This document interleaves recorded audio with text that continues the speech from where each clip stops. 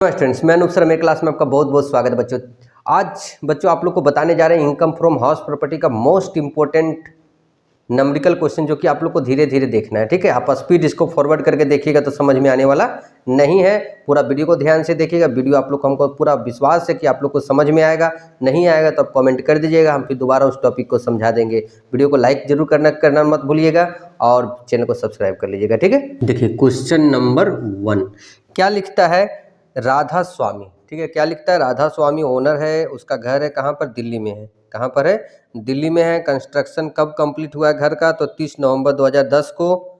और इसमें 4 यूनिट है। एक्चुअल रेंट हम लोग का दिया 45,000 पर एनम। लिख लेते हैं क्या, 45,000 पर एनम, तो 4 यूनिट का कितना हो जाएगा। 4 यूनिट का हम लोग का हो जाएगा, 4 से इसको मल्टीप्लाई कर देंगे तो हम लोग का आएगा 1,80,000। ठीक, फिर हम लोग का और क्या दिया हुआ है, स्टैंडर्ड रेंट 2,20,000 है। म्यूनसिपल वैल्यू 1,65,000 है और फेयर रेंट 2 लाख है। देखिए अब हम लोग का इतना सब कुछ हम लोग का दिया, फेयर रेंट भी दिया, सब कुछ दिया। म्यूनसिपल टैक्स दिया 35,000। म्यूनसिपल टैक्स कितना दिया है, 35,000 रुपया। ठीक है, उसके बाद हम लोग का क्या क्या है, तीन जो यूनिट है ना, रेसिडेंशियल हाउस के लिए भाड़ा पर लगाया, एक लगाया प्रोफेशनल के लिए। हम लोग को एनुअल वैल्यू निकालना है। सिंपल सा क्वेश्चन है। ठीक है, देखो तुम ध्यान से समझना, पूरा क्वेश्चन को हम अच्छा से समझाएंगे। पूरा वीडियो को ध्यान से देखना है, धीरे धीरे करके समझाएंगे। अब जैसा समझेगा, ज़्यादा फॉरवर्ड करके देखेगा तो समझ में आने वाला नहीं, हम पहले ही बता दे रहे हैं। ठीक है, देखो हम क्या बोले थे, कभी भी ये दोनों में कंपेयर करना। ये दोनों, ये सॉरी म्यूनसिपल टैक्स न है, म्यूनसिपल वैल्यू में। ठीक है, म्यूनसिपल वैल्यू और फेयर रेंट में कंपेयर करेंगे, दोनों में कौन अधिक है, तो 2 लाख अधिक है। ठीक है, कौन अधिक है, 2 लाख। तो 2 लाख हम लोग का हो गया एक्सपेक्टेड रेंट। लेकिन एक चीज़ ध्यान देना है कि जब भी स्टैंडर्ड रेंट दिया हुआ रहेगा, क्या दिया हुआ रहेगा, स्टैंडर्ड रेंट दिया हुआ रहे तो इससे अधिक नहीं होना चाहिए, इससे अधिक नहीं होना चाहिए। आगे आने वाला क्वेश्चन में आएंगे कि जब अधिक होगा तो क्या होगा। ठीक है, अभी फिलहाल क्या करना है, इससे अधिक नहीं होना है। तो स्टैंडर्ड रेंट हम लोग का हो गया, ये दोनों में से कौन अधिक है, तो 2 लाख। 2 लाख एक्सपेक्टेड रेंट हो जाएगा। अधिक रहता तो फिर स्टैंडर्ड रेंट ही बन जाता हम लोग का एक्सपेक्टेड रेंट। अब एक्सपेक्टेड रेंट और एक्चुअल रेंट दोनों में कौन अधिक है, ये दोनों में कौन अधिक है, तो दोनों में कौन अधिक है, 2 लाख। तो हम लोग का ग्रॉस एनुअल वैल्यू कितना हो जाएगा, 2 लाख।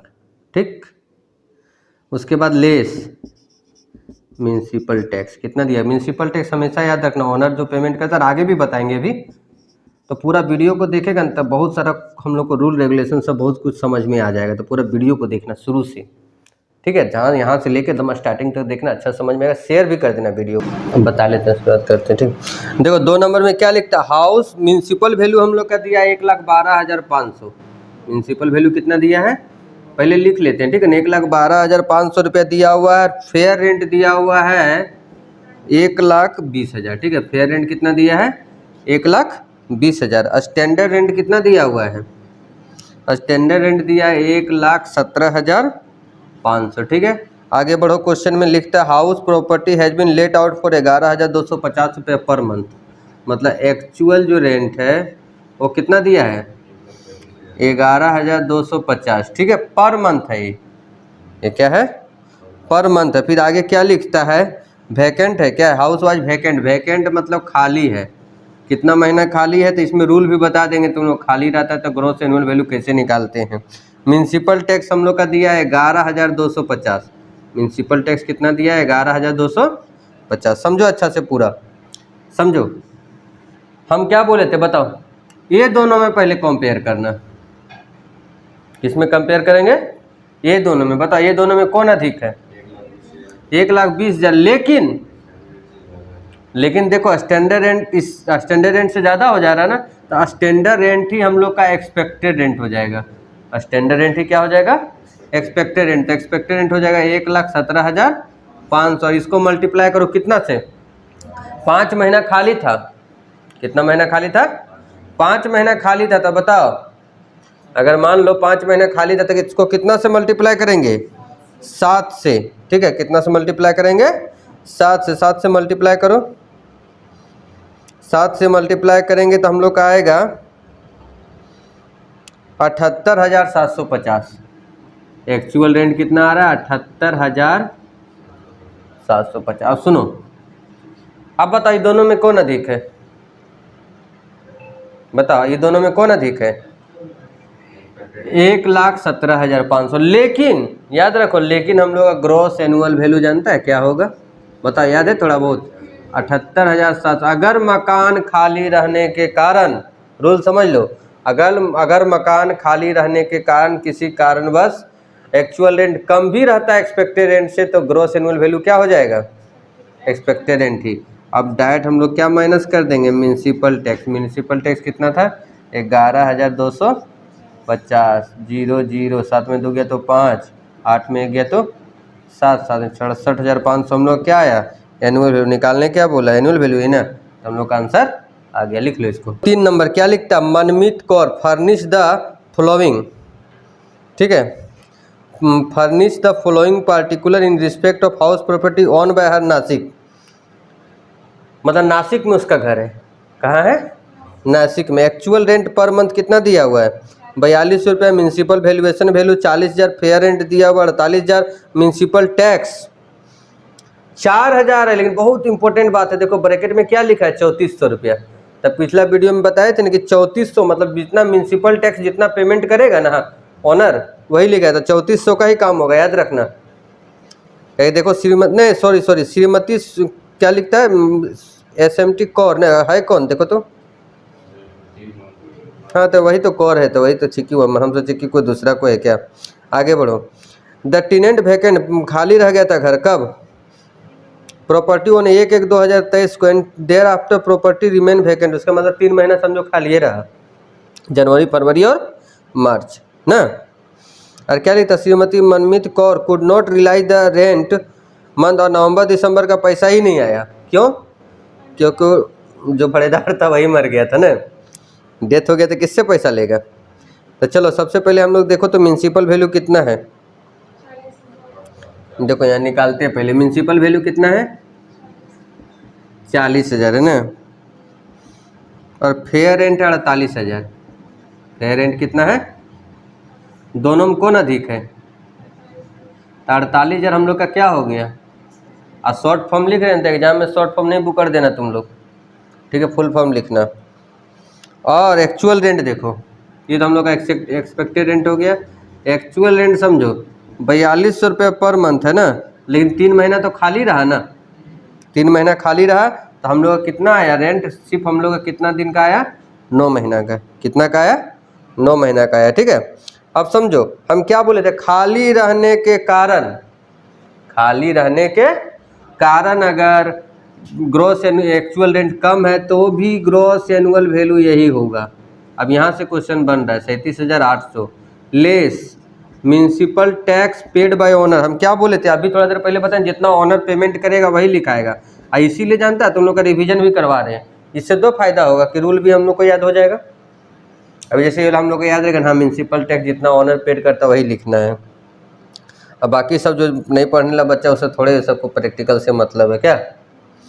अनरिलाइज रेंट कितना है बताओ? जो 2 महीना का उसको नहीं मिला ना, अनरिलाइज रेंट देखो, उसको 2 महीना का नहीं मिला है। जो नहीं देखा नवंबर दिसंबर में जो टेनेंट था उसका मृत्यु हो गया तो 2 महीना का नहीं मिला, अनरिलाइज रेंट है ना। 42 दूनी 14, देखो इसी को बोलते हैं अनरिलाइज रेंट। और हमेशा याद रखना अनरिलाइज रेंट यहीं पर म्यूनसिपल टैक्स के नीचे माइनस होता है। नामे से लग रहा है अनरिलाइज मतलब जो रिलाइज नहीं हो, खाली नहीं था मकान, भाड़ेदार उसमें रहा लेकिन हम लोग रिलाइज नहीं कर पाए। 11,800 माइनस कर दो, 0 0 0 एक साथ में आ गया तो 6, 26,000 ना। तो ये हम लोग का क्या हो गया? Annual value. कितना नाम क्या लिख रहा है कि मिस्टर सूरज, ठीक है, कौन है? मिस्टर सूरज। क्या क्या दिया बताओ? Municipal value 3,30,000। म्यूनसिपल वैल्यू कितना दिया है?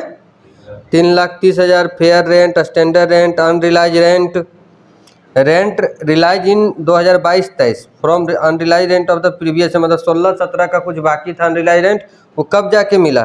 22-23 में। हाउस जो है भाड़ा पर लगा दिया 30,000 पर मंथ पर। अनरिलाइज रेंट इस साल का भी है, कितना? 30,000 ना। ठीक है, सब कुछ दिया हुआ है। जैसे जैसे दिया है सबसे पहले कंपेयर करो, बताओ म्यूनसिपल वैल्यू और फेयर वैल्यू। लिख देते तब समझ में आएगा। ये कितना नंबर है, 3 कि 4? 4 है ना। देखो म्यूनसिपल वैल्यू कितना दिया बता तो, 3,30,000 ठीक है। और फेयर रेंट कितना है,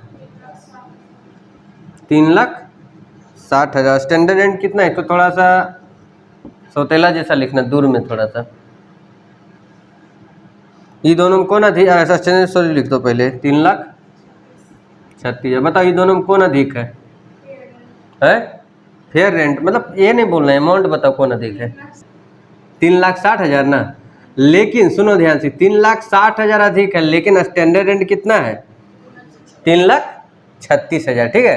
तो इसको पार नहीं करना, अगर इसको पार करेंगे तो एक्सपेक्टेड रेंट जो है स्टैंडर्ड रेंट ही। तो एक और हम लोग को जो चीज़ उस समय से चर्चा कर रहे थे वो टॉपिक आ गया ना, कि अगर इससे अधिक हो जाएगा तो स्टैंडर्ड रेंट क्या बन जाएगा, एक्सपेक्टेड रेंट। और एक्चुअल रेंट कितना है बताओ, 30,000 रुपया पर मंथ है।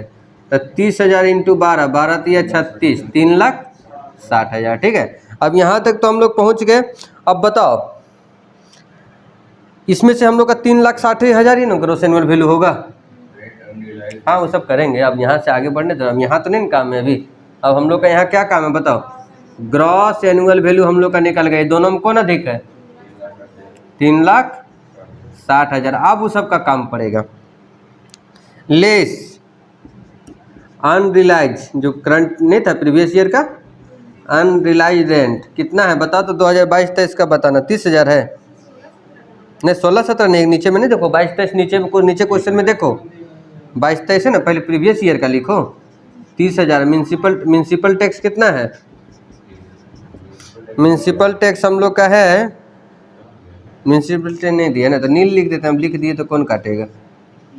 तो कितना हो जाएगा, 30,000 चल गया तो 3,30,000। ये हम लोग का क्या आया बताओ, एनुअल वैल्यू आया। क्या आया, एनुअल वैल्यू आया। लेकिन निकालने क्या बोला देखो तो, अगर एनुअल वैल्यू निकालने बोला तो यहीं रुक जाएंगे। Following mister compute the taxable income, वो पूरा निकालने बोला, पूरा हाउस प्रॉपर्टी का इनकम निकालने बोला है। तो आगे बढ़ो। तब तुम लोग को पता है कि नहीं पता है कि यहाँ पर सब फिर हम लोग फॉर्मेट लिखाए थे ना पिछला क्लास में, 30% ऑफ द एनुअल वैल्यू।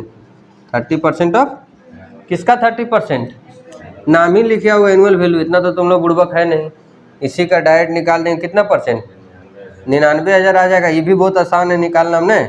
और जो ज़्यादा तेज है वो यहाँ पर नहीं निकालना, डायरेक्ट बाहर निकाल के देख लेना, नहीं तो 99,100 भी लिख सकता है इसको। क्या जिसको एकदम आदत है निकालने का 99,000 वही निकालना, को 99,100 भी तो लिख सकता है। इसको माइनस करेंगे तो आएगा हम लोग का 2,31,000। ये पता है हम लोग का क्या आया बताओ, ये 2,31,000 आया हम लोग का। यहाँ लिख देना, यहाँ पर हम लोग क्या लिखते हैं बताओ, कंप्यूटेशन। हम क्या बोले थे, एक देखो ये जो लाइन लिख रहे हैं सब में ही लिखना, खाली चैप्टर का नाम बदलते जाएगा। Computation of income from house property, income from house property. और यहाँ लिख देंगे previous assessment year.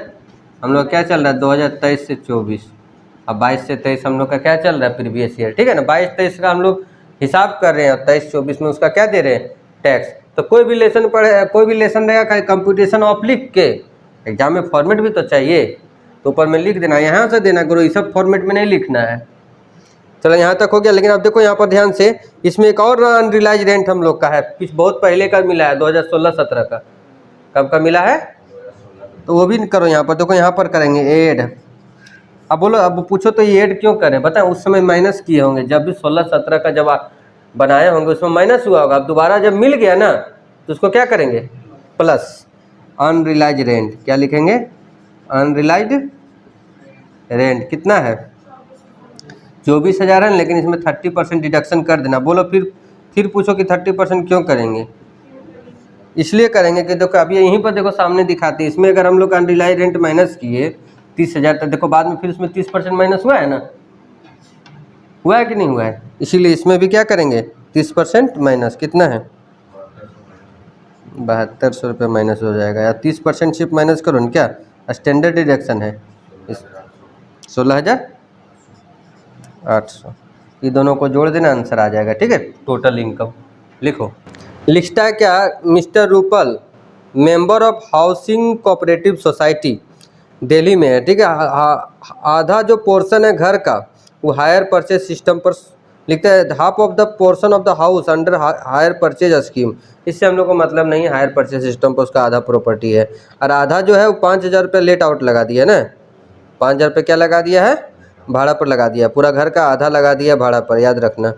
Fair rental value 90,000 रुपया दिया है। लोकल टैक्स बोले तो म्यूनसिपल टैक्स दिया हुआ है। हम तुम लोग को पहले ही बता दिए थे, क्या बताए थे पहले, कि कोई एक्सपेंसेस लेना नहीं है, सिर्फ जो हम फॉर्मेट में म्यूनसिपल टैक्स लिखा है तो वही लेना है, ठीक है ना। तो ये सब जो लिखा है ना, ground rent, repair, water connection, हाँ इंटरेस्ट लेंगे।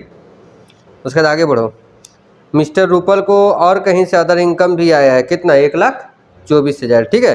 तो समझो यहाँ पर ध्यान से, सबसे पहले बताओ सब आधा आधा कर दो। तो जैसे देखो यहाँ पर अगर मान के चलो हम लेट आउट का निकालते हैं, किसका निकालते हैं, लेट आउट का अगर निकालते हैं, लेट आउट मतलब जो भाड़ा पर लगाया है ना, लेट आउट पोर्शन।